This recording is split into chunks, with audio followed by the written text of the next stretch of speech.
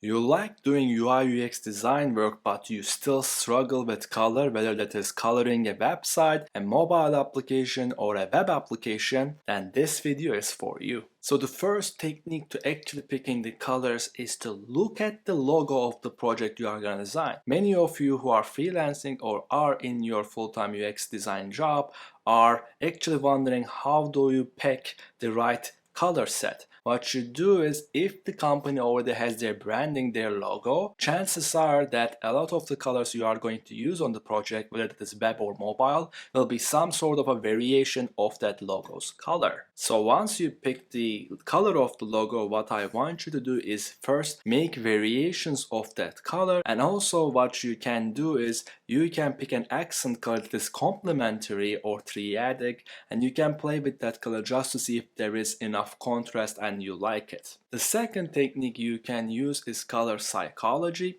It is usually used for less complex projects like websites, where I want you to ask what kind of a adjective would fit this brand the most. If it is health, chances are the color green would work great. If it is professionalism, probably tones of blue. Or if it is stylish, highly elegant, maybe a shade of purple. Now, while using the logo and the color psychology might work for simple applications, once you get to a project that is complex and you have dozens and dozens of screens and needs, the final technique, which is create the states first and add variations, I believe will work the best for you. Usually in an application you will have different states, such as an alert state, error state, success state, warning state. You want to create kind of a colors for all of these. Probably success would be green, and probably warning would be yellow, and error would be red. And you want to create variations of this color, because you are not only going to use the text as a red color, but you're also gonna use the background as a probably red. So you want to have as many color variations of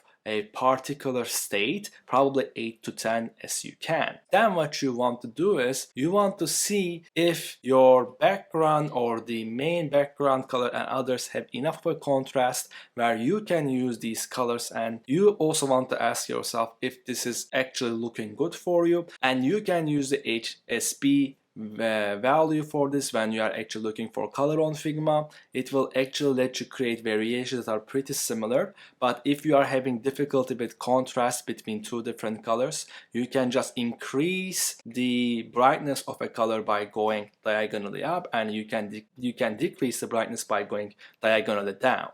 Hey guys, thanks so much for watching this video, and if you understand how to construct your initial colors for a project but you don't know how to systematize them, please click on this video next.